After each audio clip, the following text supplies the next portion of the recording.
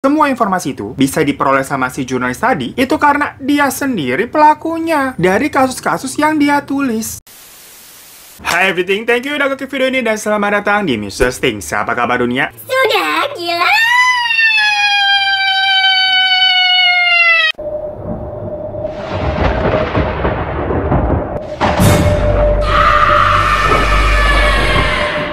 Assalamualaikum, boleh minta dong bantuannya untuk subscribe biar bisa 1 juta subscribers. Terima kasih. Hai semuanya, selamat datang. Gengs, gue yakin nih, kalian pasti sering banget baca atau nonton berita-berita kriminal. Abisnya kalau di rumah siang-siang, itu kan mau nggak mau tontonannya kebanyakan itu ya. Ya kayak Busar, Seputar Indonesia, Liputan 6, pokoknya liputan berita lah. By the way nih, biasanya, kalau pelaku kriminalnya itu belum ketangkep, para jurnalis tuh akan menulis atau membacakan berita yang telah mereka peroleh dari keterangan saksi mata ataupun dari kepolisian. Tapi FYI aja nih, polisi yang konteksnya biasanya tahu persis detail kejadian itu kayak apa dan udah emang mengantongi bukti-bukti dari pelaku ya, itu tuh nggak akan mempublikasikannya semua informasi itu secara gamblang ke wartawan juga, karena memang ada sebagian informasi yang mungkin berkaitan dengan ya informasi rahasia atau tidak layak diungkapkan dan harus disimpan rapat-rapat. Akan tetapi pernah loh ini ada fenomena di mana ada seorang jurnalis nih yang kok bisa tahu-tahuan tentang semua detail informasi dari kasus-kasus pembunuhan yang polisi aja nih masih mempelajari kasusnya, masih mencari pelakunya. Tapi si jurnalis ini kayak udah selangkah lebih maju dan menuliskan semuanya di koran tempat ia bekerja. Dan setelah diselidiki, ternyata polisi menemukan fakta bahwa semua informasi itu bisa diperoleh sama si jurnalis tadi, itu karena dia sendiri pelakunya dari kasus-kasus yang dia tulis. Nah, apa itu bukan impostor namanya? Ternyata dia sendiri tersangkanya, aja gile nggak tuh? Nah, si impostor ini tuh bernama Vlado Tanevski. Dia merupakan seorang jurnalis sekaligus pembunuh berantai yang menulis berita tentang kasus pembunuhan yang dilakukan sendiri sama korban-korbannya. Diketahui, Vlado merupakan seorang laki-laki asal Macedonia yang lahir di Kesiva pada tahun 1952. Dia merupakan anak kedua dari 3 bersaudara, gengs. Dan ayahnya itu merupakan veteran Perang Dunia Kedua. Nah, karena latar belakang ayahnya itu, beliau ini dikenal merupakan orang tua yang sangat tegas. Pokoknya disiplin banget, bahkan terlalu keras dengan anak-anaknya. Tapi yang disiplin itu bukan cuma ayahnya, gengs, tapi ibunya juga. Diketahui nih dalam keluarga, hubungan Vlado sama ibunya itu gak terlalu baik, soalnya memang dari kecil ibunya ini sering melakukan kekerasan kepada si Vlado. By the way, ibunya Vlado ini bekerja sebagai petugas kebersihan gitulah di rumah sakit. Nah, kondisi keluarga Vlado pada saat itu bisa dikategorikan miskin. Mungkin hal inilah juga yang merupakan salah satu faktor yang membuat ibunya ini stres dan sering melakukan kekerasan terhadap anak-anaknya. Nah, ketika Vlado beranjak dewasa, sekitar udah usia 20 tahunan lah, dia ini mulai tertarik sama dunia jurnalis. Karena kecintaannya itulah, dia memilih belajar jurnalisme di Kroasia. Dan setahun setelahnya, di usianya berarti ke 21 tahun tuh, dia bertemu sama seorang perempuan gitu, gengs. Beda jurusan sih, anak hukum gitu, namanya Vesna. Biasa dia tuh, si Vlado ini naksir sama si Vesna. Dan setelah lulus, Vesna ini menjadi seorang pengacara, gengs. Dan bahkan dia adalah pengacara perempuan pertama di Kicevo. Hakut nggak tuh, pinter banget. Sedangkan si Vlado, itu sambil dia mendalami ilmu jurnalis, dia juga bekerja di sebuah stasiun radio yang membawakan berita-berita juga, kalau di sini ya semacam RRI kali ya. Dan akhirnya mereka berdua nih menikah. Sampai dikaruniai 2 orang anak. Nah, karir mereka berdua tuh itu juga naik dari tahun ke tahun. Yang mana diketahui, masa-masa gemilangnya itu terjadi di tahun 80-an hingga 90-an. Jadi ini istilahnya kayak merintis bareng-bareng dari nol gitu, gengs. Kalian ada juga nggak nih yang merintis bareng-bareng dari pacaran terus dia sukses pada akhirnya kalian ditinggalin? Sabar ya, emang begitu dunia. Gak gembel.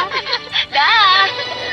Lanjut ya, saking lagi suksesnya nih ceritanya nih, Vlado ini bahkan nggak kerja cuma di satu perusahaan aja, tapi di beberapa perusahaan berita lainnya. Jadi kayak ini dia memang di-hire untuk nulis di artikel-artikel gitulah. Pokoknya saat itu nih si Vlado itu fokus bekerja sebagai reporter politik. Tapi semakin hari dia nih kayak semakin jenuh sama pekerjaannya. Katanya tuh berasa nggak ada tantangannya gitu. Kayak mantan kalian waktu mutusin kalian dulu, nggak ada tantangannya katanya. Gak ajak kamu sama aku. Ya lagi-lagi, namanya juga hidup, kayak bikin anak tuh, kadang di atas, kadang di bawah.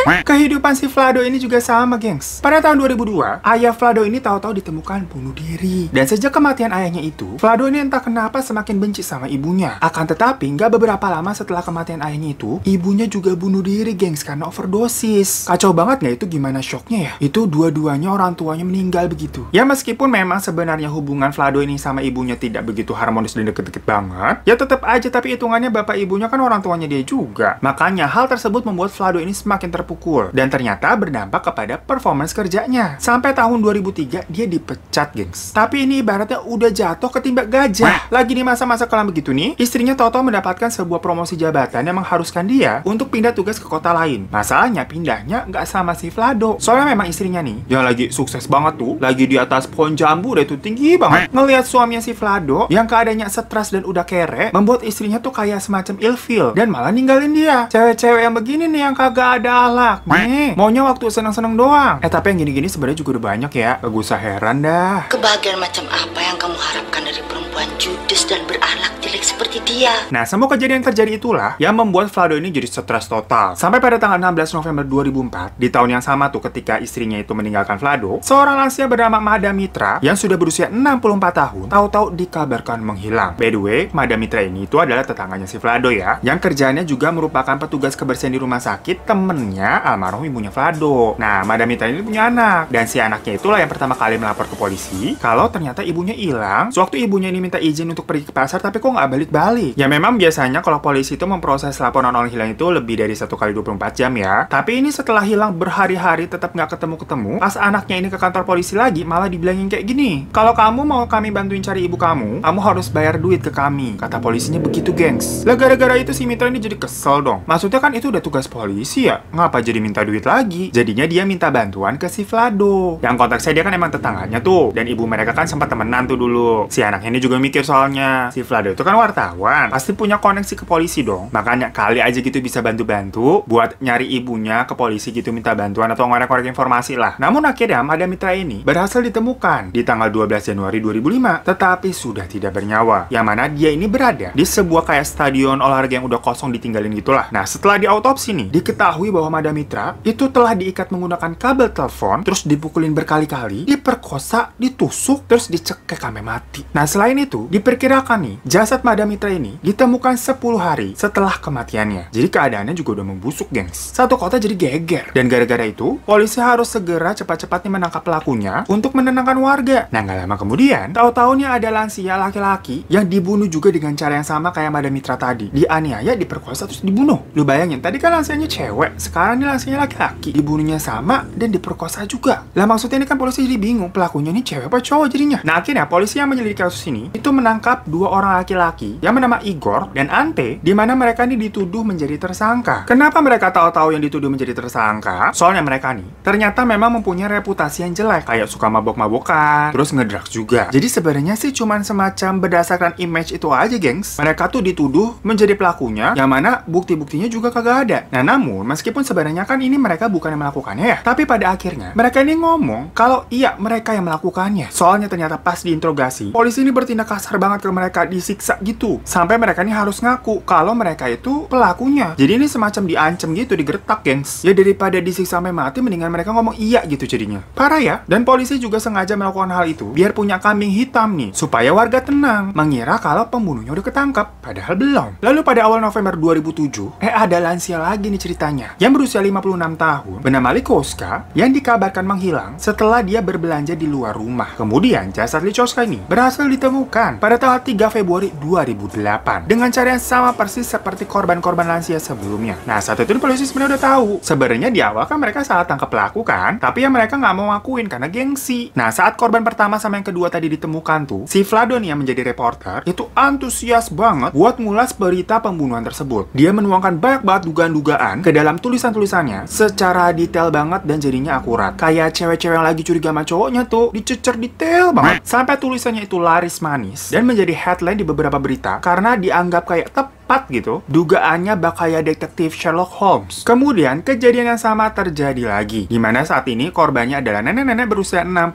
tahun bernama Zivana yang menghilang. Saat itu kejadiannya, Oma Zivana ini tiba-tiba mendapatkan telepon kalau katanya anaknya mengalami kecelakaan mobil, terus jadinya dia panik dan langsung pergi dari rumah. Dan dia akhirnya ditemukan 9 hari semenjak dia tadi pergi itu dari rumah. Tapi ya itu sudah dengan kondisi yang tidak bernyawa. Pokoknya sama banget kayak korban-korban sebelumnya lah. Dan seperti biasa, Vlado ini pastinya nulis lagi tuh artikel artikel tentang Oma Zivana ini yang membuat warga semakin kayak ketakutan baca kisahnya. Dia menuliskan dugaannya bagaimana si pelaku ini membunuh dengan kayak cara-caranya juga gitu. Vlado bahkan menyebut si pembunuh dalam tulisannya itu dengan sebutan monster Kishevo. Dan setelah kematian Oma Zivana, keluarganya Zivana ini yang memang juga sudah mengenal Vlado sebagai tetangganya, meminta si Vlado untuk mewakili mereka buat ngurus kasus pembunuhan ini. Soalnya memang berurusan sama hukum itu kan ribet ya. Mereka tuh nggak ngerti. Makanya minta tolong nih sama si Vlado, yang lagi-lagi mereka pikir itu punya koneksi ke polisi. Perkara kan doi ini jurnalis. Ya padahal tapi mereka nggak tahu aja kalau ya itu orang pembunuhnya. Soalnya nama Vlado di sini juga konteksnya itu lagi naik daun. Jadi kayak semacam dihormatin karena tulisan-tulisannya jadi viral terus. Dan juga dia memang sering bolak-balik jatuhnya ke kantor polisi ya, buat ngegali-gali informasi ceritanya. Namanya juga kan jurnalis. Nah tapi ya itu, anehnya nih, ketika polisi ngasih tahu si Vlado ini tentang apa yang menimpa Oma Zivana, si Vlado ini seakan-akan udah tahu banget lebih dulu. Jadi polisi di sini makin curiga dan kayak memata-matai si Vlado nih, ada yang nggak beres nih. Kayak tau-tauan dari mana? Padahal ini orang indigo juga kagak. Nah abis kejadian Oma Zivana itu, si Vlado ini nulis lagi kan kayak semacam berita-berita kriminal lainnya. Dan seperti biasa tuh, Vlado nulis kejadiannya detail banget. Saking detailnya, dia nyampe lupa kalau ada fakta yang sebenarnya tidak pernah disebutkan sama sekali sama polisi. Fakta itu adalah dari semua korban itu memiliki kesamaan, yaitu kaki mereka diikat sama kabel telepon. Nah polisi nggak pernah tuh sama sekali menyebutkan tentang hal tersebut. Dan pastinya yang tahu berarti kan hanya pihak polisi sama pelaku aja dong. Jadilah ini istilahnya si Vlado keceplosan nulis berita. Kejanggalan inilah yang membuat polisi menangkap Vlado di tahun 2008. Di situ polisi melakukan tes DNA untuk melihat nih kecocokan antara DNA-nya Vlado sama cairan sperma yang ditemukan pada masing-masing korban. Soalnya kan rata-rata diperkaos tuh. Dan bener aja, ternyata hasilnya pas keluar cocok, gengs. Itulah alasannya. Kok ya bisa dia nulis detail banget? Lah orang ternyata dia